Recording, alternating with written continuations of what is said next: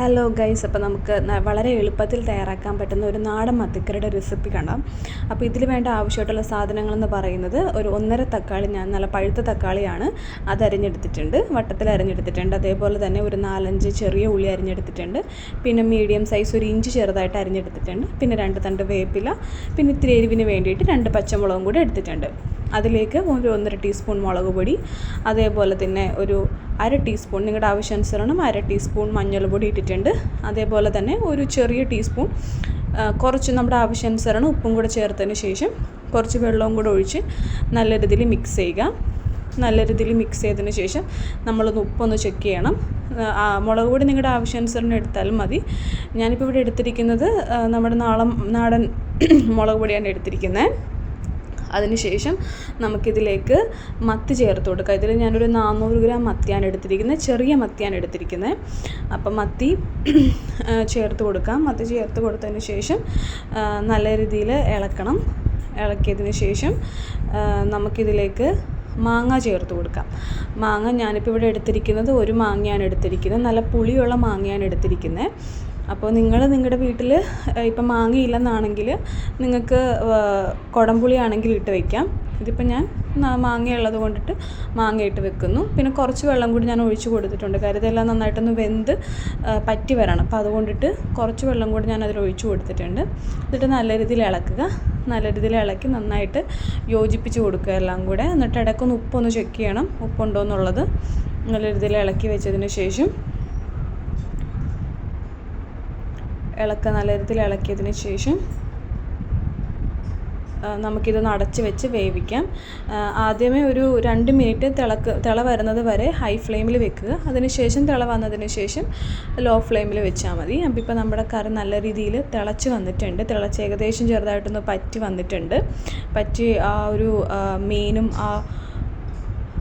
ആ ഒരു മാങ്ങയുടെയൊക്കെ ആ ഒരു വെന്തതിൻ്റെ നല്ലൊരു മണം നമുക്ക് കിട്ടുന്നുണ്ട്. അപ്പോൾ അതിലേക്ക് നമുക്ക് ഒരു തേങ്ങ അരച്ച മീൻകറി ആയതുകൊണ്ട് തന്നെ ഞാനൊരു അരമുറി തേങ്ങയും അതിൻ്റെ ഒപ്പം തന്നെ 1 ടീസ്പൂൺ കാശ്മീരി മുളക് പൊടിയും പിന്നെ ഒരിത്തിരി മഞ്ഞൾപ്പൊടിയും കൂടി എടുത്തിട്ടാണ് ഞാനത് അരച്ചത്. അപ്പോൾ അരപ്പും പിന്നെ മിക്സിയുടെ ജാറ് കഴുകിയ വെള്ളവും കൂടിയാണ് ഞാനിപ്പോൾ ചേർത്ത് കൊടുക്കുന്നത്. നിങ്ങൾക്ക് നല്ല കുറുകിയ കറി വേണമെന്നാണെങ്കിൽ ഇത്രയും ചേർത്താൽ മതി. കുറച്ചുകൂടെ ചാറായിട്ട് വേണമെന്നാണെങ്കിൽ കുറച്ചുകൂടെ വെള്ളം ചേർത്ത് നിങ്ങളുടെ ആവശ്യാനുസരണം നിങ്ങളെടുക്കുക. അതിനുശേഷം പതിയെ നല്ല രീതിയിൽ യോജിപ്പിച്ച് കൊടുക്കുക. മീനിലേക്കും ആ മാങ്ങയിലേക്കൊക്കെ പതിയെ യോജിപ്പിച്ച് കൊടുക്കുക.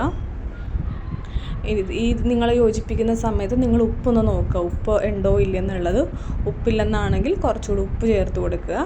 പതിയെ എല്ലാം നല്ല രീതിയിൽ യോജിപ്പിച്ചതിന് ശേഷം അടച്ച് വെച്ച് വന്ന് ചെറുതായിട്ടൊന്ന് പറ്റിയതിന് ശേഷം നമുക്കിതിലേക്ക് ഒരു ഇൻഗ്രീഡിയൻസ് കൂടെ ചേർത്ത് കൊടുക്കാനുണ്ട്. നമുക്കിതിലേക്ക് വറ പൊട്ടിച്ചും കൂടെ ഒഴിച്ചു കൊടുക്കാനുണ്ട്. അപ്പോഴാണ് ഒരു മീൻകറിയുടെ ഒരു തേങ്ങ അരച്ച മീൻകറിയുടെ ഒരു പ്രത്യേക ടേസ്റ്റ് നമുക്ക് കിട്ടുന്നത്. അപ്പോൾ അതിലേക്ക് ഞാനിപ്പോൾ ഞങ്ങളുടെ വീട്ടിൽ തന്നെ ആട്ടിയ വെളിച്ചെണ്ണയാണിത്.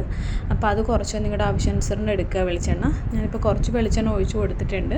അപ്പോൾ അത് ചൂടായി വന്നതിന് ശേഷം ഞാനതിലേക്ക് 1/2 ടീസ്പൂൺ ഉലുവയാണ് ഇട്ട് കൊടുത്തിരിക്കുന്നത്. ഈ ഉലുവയുടെ ഒരു പ്രത്യേകത എന്ന് പറയുന്നത് മീൻകറിക്ക് ഒരു പ്രത്യേക ടേസ്റ്റ് കൊടുക്കും. അതുകൂടാതെ ഞാൻ അതിലേക്ക് ഒരു 1.5 തണ്ട് വേപ്പിലയും ഒരു 3 ചെറിയ ഉള്ളി വട്ടത്തിൽ അരിഞ്ഞതും കൂടിയാണ് ചേർത്ത് കൊടുത്തിരിക്കുന്നത്. നിങ്ങളിത് പതിയെ ഇളക്കി, കരിഞ്ഞു പോരുത്, പതിയെ ഇളക്കി ഒരു ബ്രൗൺ ഷെയ്ഡ് ആകുന്നത് വരെ ഇളക്കി കൊടുക്കുക. ബ്രൗൺ ഷെയ്ഡായി കഴിയുമ്പോൾ അത് പതിയെ നമ്മുടെ കറിയിലേക്ക് ചേർത്ത് കൊടുക്കുക. ചേർത്ത് കൊടുത്തതിന് ശേഷം പതിയെ ഒന്ന് ഇളക്കി കൊടുക്കുക. മീൻ അധികം പൊടിയാത്ത രീതിയിൽ തന്നെ പതിയെ ഇളക്കി കൊടുക്കുക. ഇല്ലെന്നാണെങ്കിൽ അത് ചട്ടിയുടെ ചുറ്റിനും പിടിച്ചിട്ട് ഇളക്കി കൊടുത്താലും മതി. പതിയെ ഒന്ന് ഇളക്കി കൊടുത്തതിന് ശേഷം കുറച്ച് നേരം മീഡിയം ഫ്ലെയിമിൽ വെച്ച് ഒരു 5 മിനിറ്റ് വരെ മീഡിയം ഫ്ലെയിമിൽ വെച്ചതിന് ശേഷം നിങ്ങൾക്ക് കറി ഉപയോഗിക്കാവുന്നതാണ്. അതേപോലെ തന്നെ ഉപ്പും പുളിയൊക്കെ കറക്റ്റായിട്ടുണ്ടോ എന്നുള്ളത് ചെക്ക് ചെയ്യുക. അപ്പോൾ നമ്മുടെ നല്ല നാടൻ മത്തിക്കറി റെഡി ആയിട്ടുണ്ട്. നിങ്ങൾക്കിത് ഇഷ്ടപ്പെടുവാണെങ്കിൽ ലൈക്ക് ചെയ്യുക, സബ്സ്ക്രൈബ് ചെയ്യുക, കൂടെ കൂടുക.